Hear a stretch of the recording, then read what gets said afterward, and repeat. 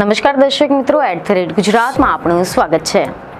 ગુજરાતમાં ચર્ચાસ્પદ બનેલા રાજકુમાર જાટ કેસ પર હાલ તો સૌ કોઈની નજર ટકેલી છે, કારણ કે હવે એવા અહેવાલો સામે આવ્યા છે કે ગોંડલના રાજકુમાર જાટના રહસ્યમય મૃત્યુ કેસમાં એક મોટો વળાંક આવી શકે છે, કારણ કે મૃતક યુવકના પરિવારજનો દ્વારા પૂર્વ ધારાસભ્ય જયરાજસિંહ જાડેજાના પુત્ર ગણેશ ગોંડલ એટલે કે ગણેશ જાડેજા સામે જે કરાયેલા ગંભીર આક્ષેપો છે તેના બાદમાં ગણેશ ગોંડલનો ગાંધીનગર FSL ખાતે નાર્કો ટેસ્ટ સફળતાપૂર્વક પૂર્ણ કરી લેવાયો છે અને નાર્કો ટેસ્ટ પહેલા તેમની જરૂરી મેડિકલ તપાસ કરવામાં આવી હતી અને આ ટેસ્ટના પરિણામો હવે તેના આધારે મળનારી માહિતી આ કેસને નવી દિશા આપી શકે છે અથવા તો દિશા બદલી પણ શકે છે। ગાંધીનગરના FSL ખાતે ગણેશ ગોંડલનો નાર્કો ટેસ્ટ પૂર્ણ થવાથી હવે આ તપાસના નવા એકમો ખુલવાના, નવા રસ્તા ખુલવાના સંકેતો મળી રહ્યા છે। તપાસકર્તાઓના જણાવ્યા પ્રમાણે આ નાર્કો ટેસ્ટમાં પ્રાપ્ત માહિતી આગાહી આપે છે કે આ કેસના મુખ્ય પ્રશ્ન જેમ કે રાજકુમાર જાટની મૃત્યુનું પાછળનું સચોટ કારણ હવે સ્પષ્ટ થવાના દ્વાર પર છે।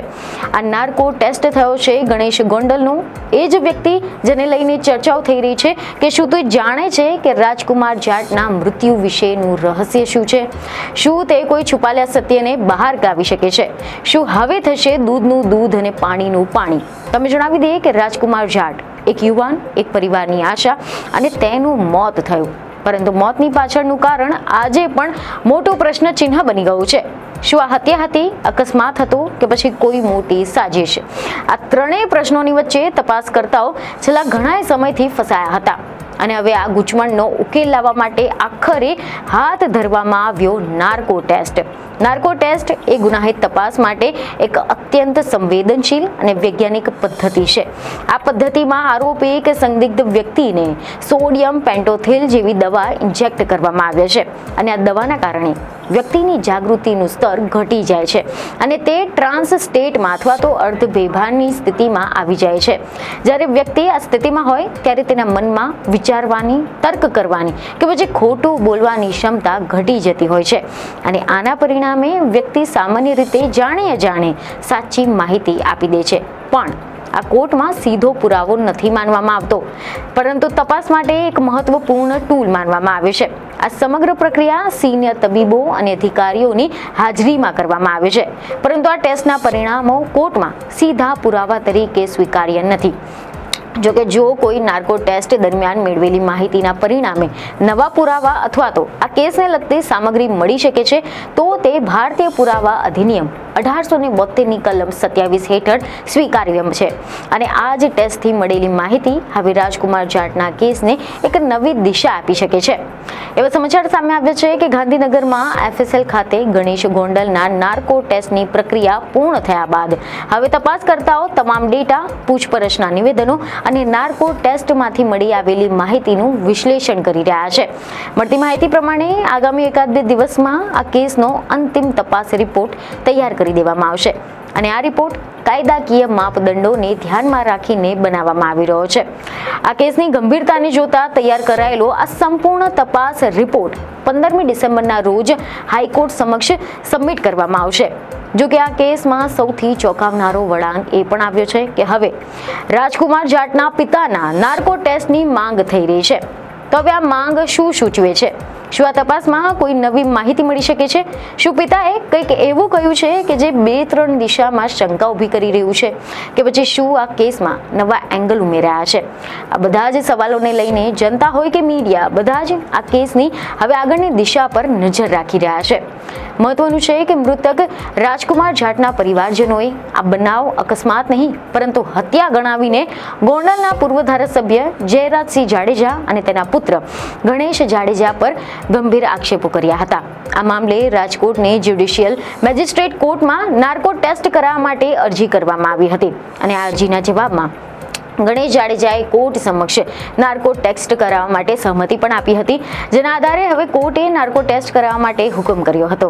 જો કે રાજકુમારનું જે બસ અડફેટે મૃત્યુ થયું હતું, પોલીસે જાહેર કર્યું હતું તે બસના ચાલક રમેશ મેરની ઉંમરને ધ્યાનમાં રાખીને અદાલતે તેના નાર્કો ટેસ્ટ માટે મંજૂરી આપી નથી। તો બીજી તરફ આ કેસની તપાસ માટે રચાયેલી સ્પેશિયલ ઇન્ટેન્સિવ ટીમ એટલે કે SIT માટે આગામી દિવસો હવે મહત્વના રહેવાના છે, કારણ કે એસઆઈટી 15મી ડિસેમ્બરે આ કેસની તપાસનો પ્રગતિનો અહેવાલ ગુજરાત હાઈકોર્ટ સમક્ષ રજૂ કરવાની છે.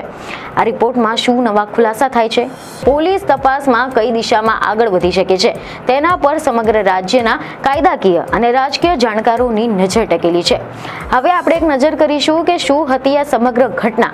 તેવા સમાચાર સામે આવ્યા છે કે ગોંડલના ગાયત્રીનગરમાં રહેતા અને પાઉંભાજીનો ધંધો કરતા રતનલાલ શંકરલાલ જાટે એવા આક્ષેપ કર્યા કે ગત 2 માર્ચે હું અને મારો પુત્ર રાજકુમારની સાથે ઘરે જવા બાબતે મોટેથી બોલતા પૂર્વ ધારાસભ્ય જયરાજસિંહ જાડેજાના બંગલાની સામેથી પસાર થઈ રહ્યા હતા.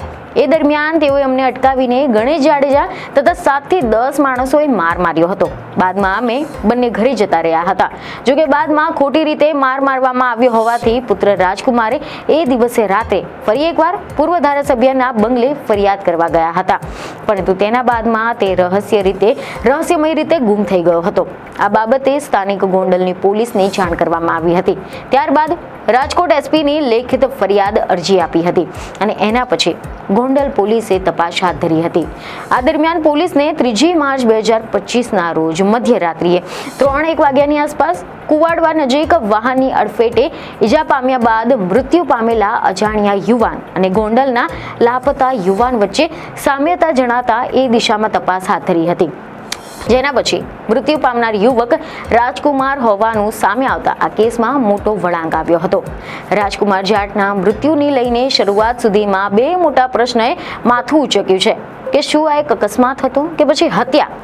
જો કે આ અહેવાલો એવા સામે આવ્યા છે કે ઘણા બધા પ્રાથમિક પુરાવાઓની વચ્ચે વિરોધાભાસ જોવા મળ્યો હતો. તપાસ એજન્સીઓએ નાર્કો ટેસ્ટનો સહારો લીધો હતો.